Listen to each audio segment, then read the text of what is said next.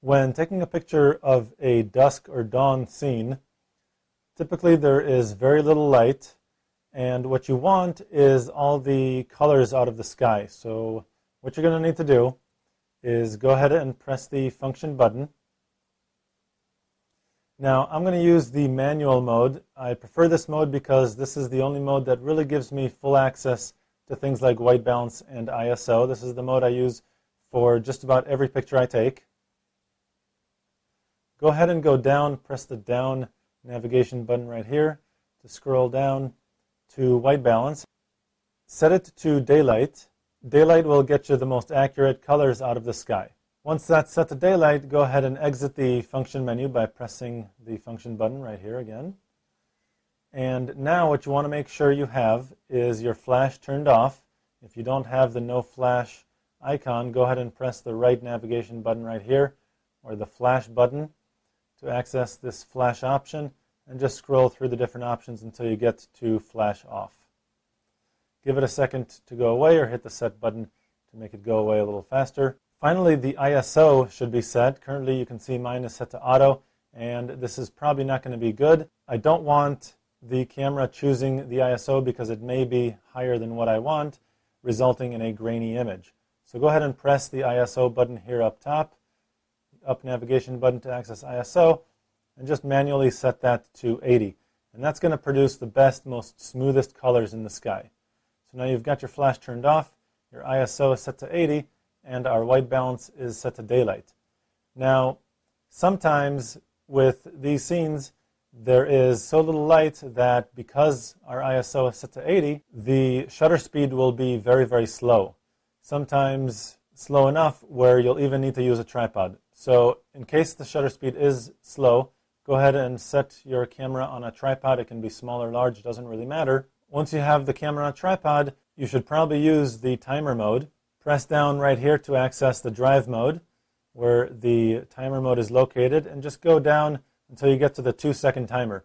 I don't need the 10-second timer because I'm not trying to quickly get into the picture myself, but the 2-second timer gives me enough time to press the shutter button, release the camera, and have the camera kind of stop shaking from my hands before it takes a picture. So the timer is set to 2 seconds, my flash is turned off, ISO is set to 80, and my white balance is set to daylight. At this point, go ahead and press the shutter button halfway.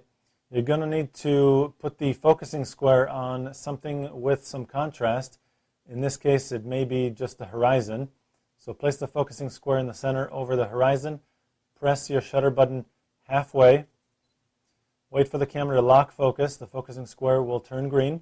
And then you can recompose, either tilt the camera up to see more sky or down to see more of the land. And when you're ready, go ahead and press the shutter button the rest of the way to take the picture.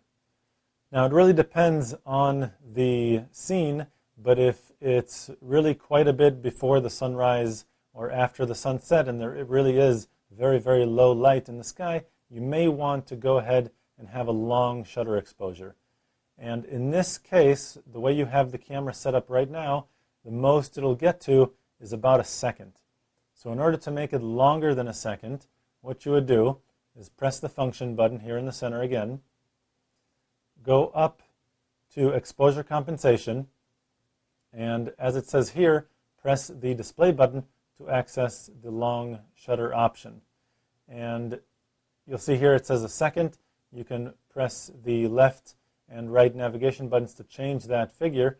You can't have it any faster than a second, but if you press the left navigation button, you can have it slower than a second. So again, if it's very, very low light, there are still visible stars out in the sky, you can go ahead and crank that up to maybe even 15 seconds if you want, and take a picture that way.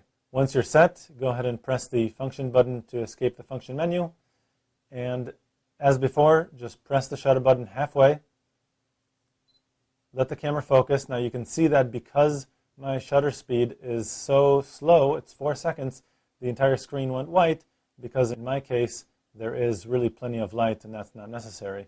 The camera is trying to guess how the picture would turn out with the shutter speed set for 4 seconds. To find out much more about digital photography and your digital camera, go to lbguides.com.